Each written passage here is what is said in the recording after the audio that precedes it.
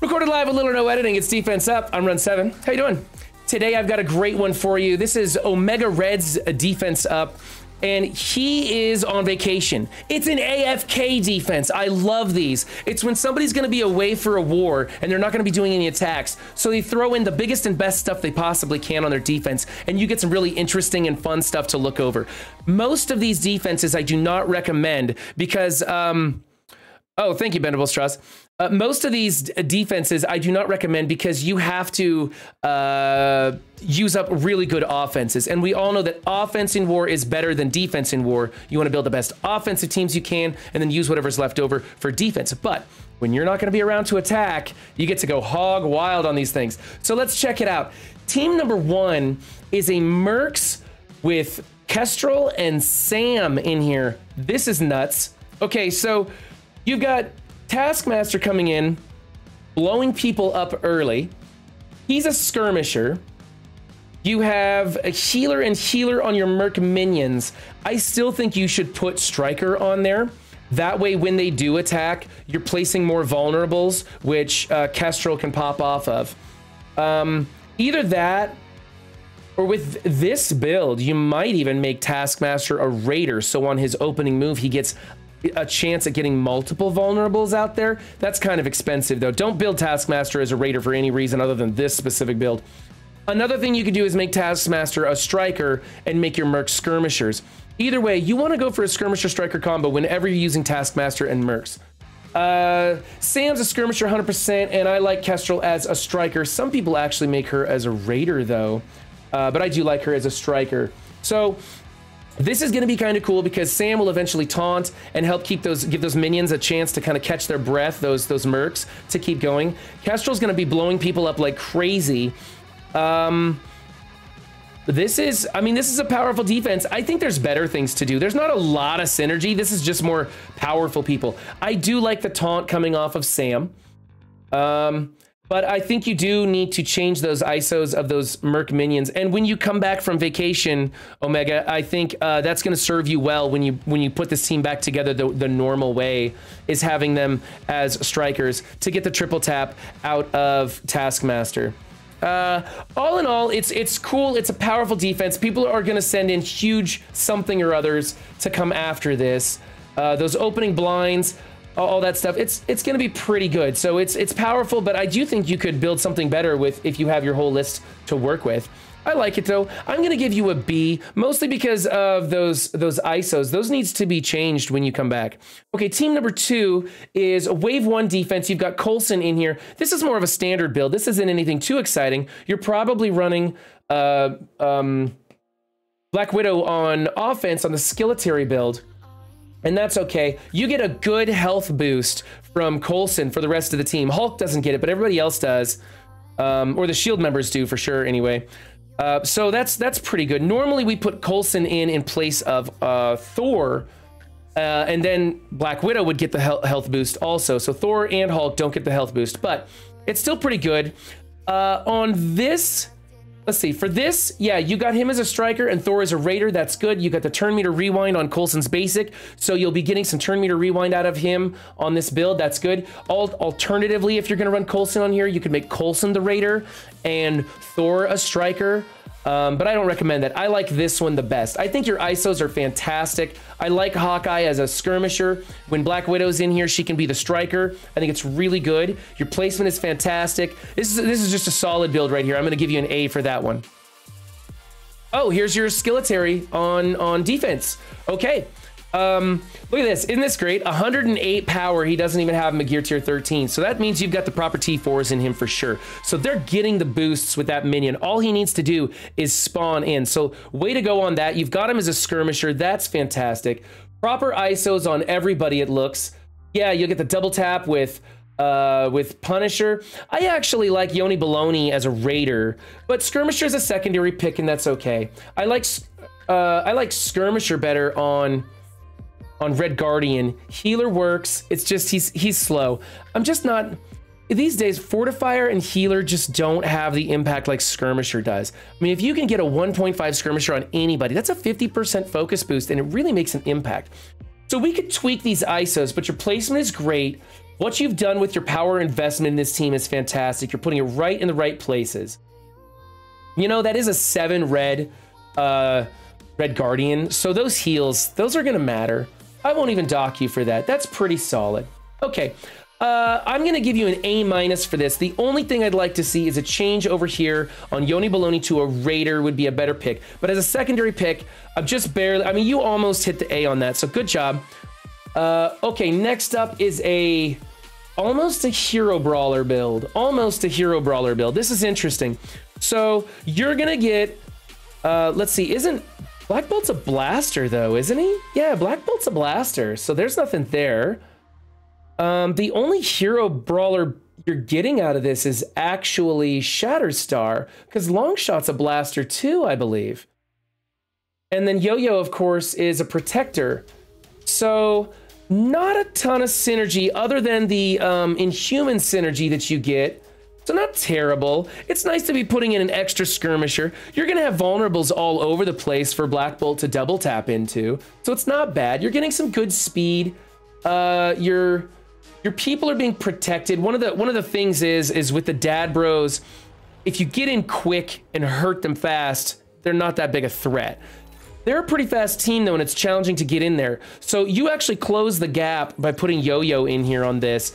Plus, you're getting the synergy with the Inhumans. It's not terrible. Again, I think that you could do better than this with what you're working with, but it's pretty good. Raider, of course, on the dad bros. And you've got the proper ISOs on the rest of them. So you're not changing the ISOs to make this mashup. And I don't think you should ever when you do an AFK defense. You should always, I mean, if you happen to have like a 2 ISO tier built on a character, you know, and the other tier happens to work better, then sure, switch it. You know, but don't build a second level of ISO for a character for a team that, you know, that you're only going to be using once in a great while. Okay. Yeah, like I said, I think we can do better. I think dad bros with some other stuff can work better. Like with, I don't know, if you, no, you wouldn't want to build. Yeah, that's the thing. The other stuff that they work well with aren't really tunes that you want to invest in a lot. So maybe just going for the big number here is not such a bad thing. I'm going to give you a B for this. You're not wasting anything. You're not doing anything wrong. I think there's going to be some better hybrid builds that you could do with your whole roster available to you. But since you're not doing anything wrong, I'm not docking you any points there. So not too bad. Not too bad on that. Team number 5 is a, ooh, look at this. It's a Kestrel, or not Kestrel. It's a Eternal Doom Brotherhood mashup. You've got Blob putting the deflects on Cersei and Doom. Pretty good. You've got Icarus away from them. Magneto's a little bit squishy on this team. Honestly, I think what's going to happen is somebody's going to come in there with their Eternals on this. But you're forcing them to come in with their Eternals. I don't know how those blinds are going to play out on that matchup. I haven't actually gone into an Eternals against a Magneto. So this one's new. I like new. New is scary to people. New makes people overcompensate. New draws in a punch down, and that's what you want to do. So this is a good build. Honestly, the Doom Brotherhood thing is it's kind of getting old. People know how to beat it and everything. You're not going to be able to go into this with X Factor and Rhino and get it done because of those Eternals. They're going to blow it up. So you kind of have to go into this with Infinity Watch or Eternals. And I don't know how it's going to play out with the blinds.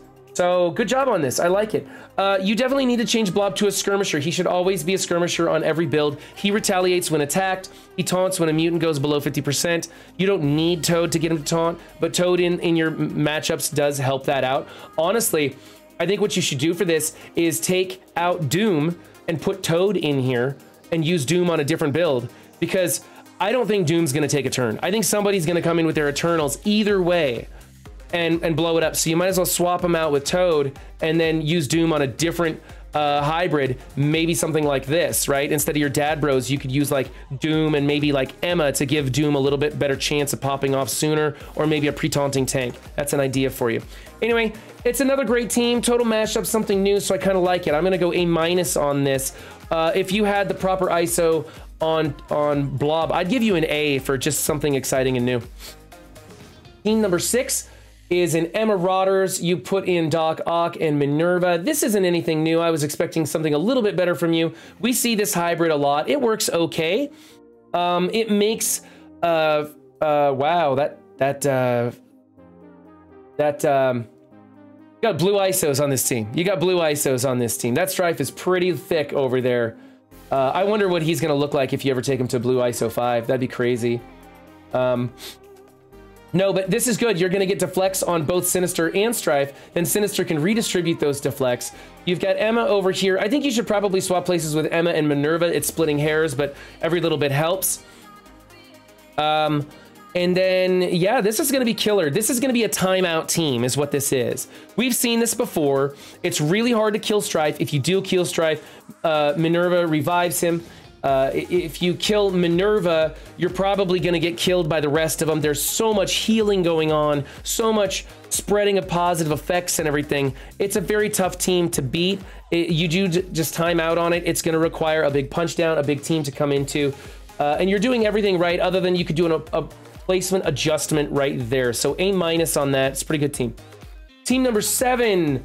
It's Uncanny, Astonishing / Silver Surfer mashup. This is scary stuff. So what you basically did is you took Phoenix and Silver Surfer and replaced Kitty and Iceman. I don't think that replacing those two characters gives you a ton more value. And I think you would actually be, well, I don't know. I don't know if Colossus would be a better choice than Silver Surfer. In my opinion, Colossus is getting a little bit old and he's having trouble without magic there to help barrier him and do some stuff. And magic's too weak right now in the game to matter. Silver Surfer might be the scarier choice, actually. It's definitely going to force your opponents to come in again with a big punch down from a big meta team or something. You're drawing them in, you're soaking up good stuff because you're making, you know, you're combining 2, even 3 good teams into one super big, tough team. I have a feeling this is going to draw some big punch downs into it. Also, your Silver Surfer's going to have time to get going because you've got the taunt from Bishop, and then he's going to go undercover because of Phoenix. Yeah, and of course, Jubilee giving those guys some speed up. Beast is healing people. He has good synergy with Phoenix. And then Silver Surfer is just going to take off and smash people. The only thing I don't like is you've got 4 strikers, no skirmishers. Switch Jubilee over to a skirmisher. We're finding at the high-end raids, you need her as a skirmisher to make sure that those blinds stick. So it wouldn't be a waste for you to switch that up. You'd get the extras vulnerable on the field. Nobody else is really worth changing. If you happen to be a baller and you wanted to change Silver Surfer to something else, you could run him as a raider to throw vulnerables out. That's a flex pick. That's something that only people with deep pockets do. I can't recommend that to anybody else. Striker is the preferred choice for the extra damage for his basic assist. So that's something to do. Let's see here. And then you got Infinity Watch, okay? Infinity Watch is what it is. You're running Moondragon as a healer on defense. She should be a healer on offense. I like her as a striker also. In the arena mirror matches, we learned that when somebody dies with Death Proof on, they come back with 1 hit point, and sometimes you need her to come back, give them that love tap to finish them off. So it really makes it worth it to have her as a striker. But in war defense, those heals do come in handy. If you had her up to 7 stars, it would be even better. You know, the higher red stars on her, that really makes that healer more effective, is what it is. This is a fine defense. You got to set up. Placement doesn't matter. It's pretty minuscule. I'm finding, though, Adam Warlock to the outside is becoming a little bit troublesome for some of the teams, especially if somebody wants to come into this within Eternals. Put Adam Warlock off to the outside so that and then keep him adjacent to somebody you don't care about, you know, like Moondragon, because then if the Eternals go in, he gets frustrating. He gets very frustrating. So yeah, this is fine. I'm gonna say A-. You could tweak it to make it a little bit better, but it's good. 9 is WepX on defense. Yeah, this looks great. Alternatively, you could make Wolverine a striker. It really does speed him up. I'm finding you get plenty of vulnerables on the field, especially if you're running the blender guy over there. If you're running him as a skirmisher, he's counterattacking and putting those vulnerables on the field. And then you've got Sabretooth as a raider. He's jumping around putting vulnerables on the field. So make Wolverine a striker, speed him up, get him to his ultimate faster to delete somebody.